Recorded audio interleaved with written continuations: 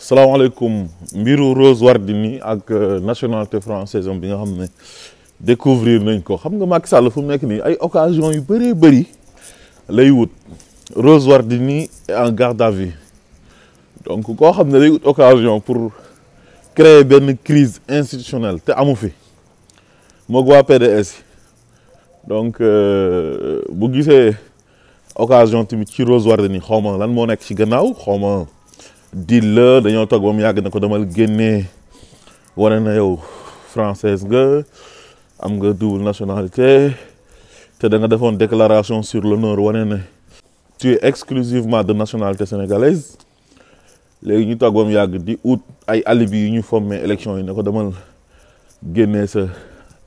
li wane na yow tu es française quoi pour ñu am fu ñu jëfanduwaat léegi nag nee nañu Rose est en garde à vue waa léegi Rose moom bu nekkee garde à vue Karim Wade moom lan lañ koy def man li ma jaaxal Karim Wade moom daf ñu fenn ci nationalité française am bi ci loolu ci la ko waa conseil constitutionnel invalidé mais moom Macky Sall sax daf ko si jàppale moom di ko neexal léegi Rose moom moo war a nekk l'agneau du sacrifice quoi non mais lii doy na waar quoi doy na waar Macky Sall daal génn ci moom xam naa ne moom du yomb quoi Macky Sall mii li ñuy taxale ak moom du yomb de mooy li Sa Ndiogou doon wax rek tàggoo bu dul tàggoo boo xam ne chaque jour nga ut benn yére bu bees dem ci këru diine yi waaw damay dem foo taxaw ne damay dem te ñoom ñii xam nañu da ngay dem maanaam bëggut a dem dina ut ay pexe tey ba toogaat fi mais Macky Sall mënu fay toogaat parce que bu fi toogee il devient illégitime ñun ak moom mandat moo ñu boole mandat bi mooy suñ contrat ñun ak moom da ngay ñëw élection jot nga ne da nga soxla réew mi constitution bi ne le mandat présidentiel est de 5 ans renouvelable une fois et nul ne peut exercer plus de 2 mandats consécutifs le mandat présidentiel est de 5 ans la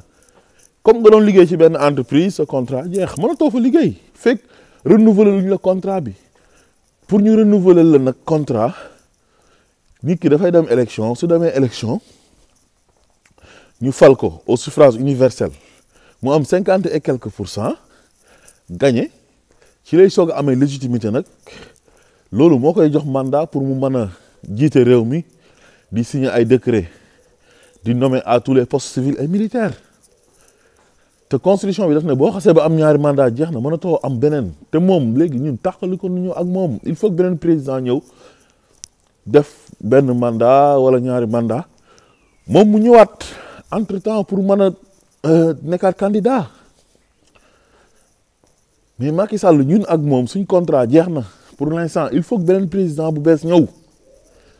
mais Macky Sall nee na du ñu may jàmm quoi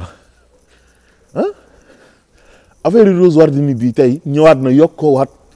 ci mbiru commission d'enquête PDS beeg pour ñu bëgg a gëmloo Sénégalais yi ne y a une crise institutionnelle ak li am du benn ba pare daf ci bëgg a profité su fommee élection yi changer candidat yam bi Amadou Ba parce que seen diggante neexatul mu ngi yónni Mame Mbaye Niang ci télé yi muy saaga Amadou Ba dal ci kawam mais Macky Sall kañ la daan bëgg dara ay nitam di ko fontoo di wër ci télé yi di wax te dàqu la mais Mame Mbaye Niang il est toujours dans le gouvernement te le gouvernement est dirigé par Amadou Ba c'est le premier ministre Mame Mbaye Niang ñemee na Macky Sall ñeme goo xamante ni Macky dafay tànn candidat yam ne kii mooy sama candidat ngemb ko muy wër di ko attaqué Mame Mbaye Niang bu génnee di attaqué dañ ko wax loo Mame Mbaye Niang lépp lu mu def dañ ko def loo heure bu génnee di wax soit Macky Sall moo koy yónni wala Marième Faye na ko demal wax jaxase carte gi moom benn marionnette la bu tekkiwul dara ba ci affaire Ousmane Sonko bi diffamation bi yooyu yëpp dañ ko sant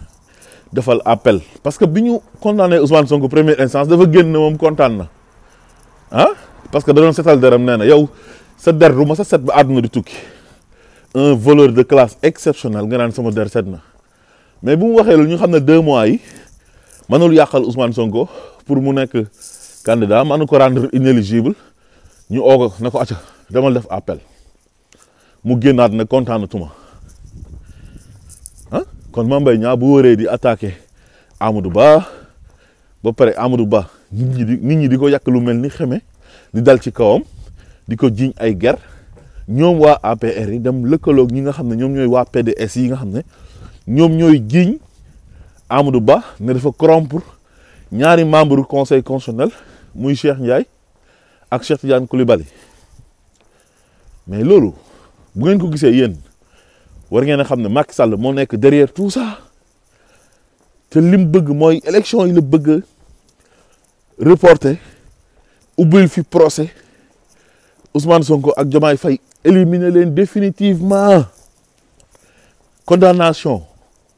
définitive la leen di dóoral ba pare changer Amadou Ba ut beneen candidat boo moytul sax mu ubbi enquête ci Amadou Ba ne dafa corrompre waa conseil constitutionnel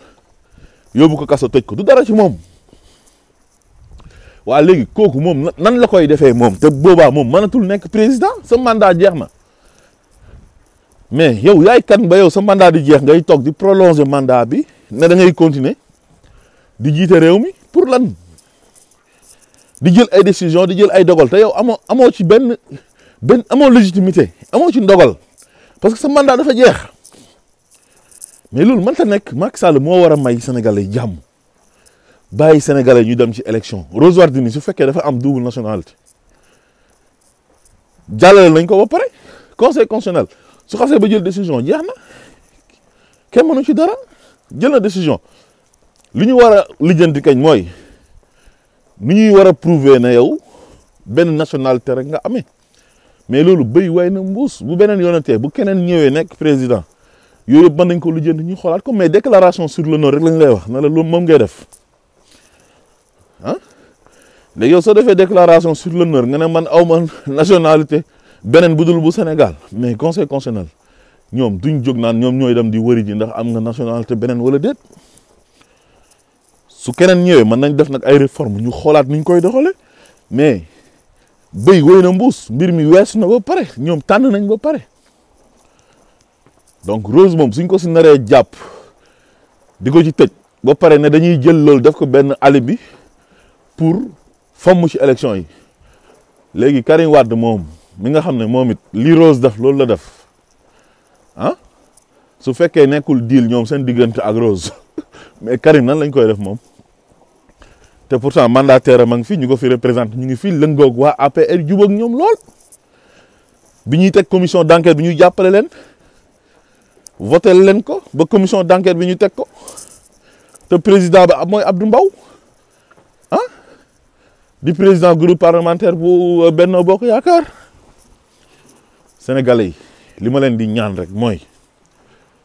lii bu ñu ko nangu bu ñu nangu Macky Sall di ànd ak ay saay-saay ak ay moromu bandeem ak ay voyu di ñuy fowee def na ñaari mandat yam nee na day organiser ay élection conseil constitutionnel ba sant na leen ñu éliminer ko Ousmane Sonko éliminer nañ ko Ousmane Sonko Diomaye Faye jàll na xañ na loolu neexu ko mu jàpp ne Diomaye day gagné Amadou Ba tamit dem na ba mu yàgg mu bëgg ko changer loolu tax mu bëgg ne dafay fomm élection yi élection buñ koy fomm ñëpp xam nañ lu tax ñu war ko fomm mu ngi ci code électoral bi soit benn candidat dafay dee wala mu am cas de force majeure boo xamante ni mooy tax ñëpp d'accord ci mooy acteurs yëpp ñu ko seq ñu ne léegi élection dañ koy toxal parce que lii ak lii moo tax waaye amul benn situation bu tax ñu ne dañ fi reporter ay élection bu ko kenn nangu bés bu ko Macky Sall waxee manifestation yi na takkar naa c'est partout teñ bañ a toog nag si suñ kër yi rawatina ak jeunesse bi di naan attaay naan ay sama yoon nekku ci mbir mi mbiru sénégalais yëpp la ku nekk na ko def sa mbiru bopp wan Macky Sall na ko moomul réew mi salaamaaleykum wa rahmatullah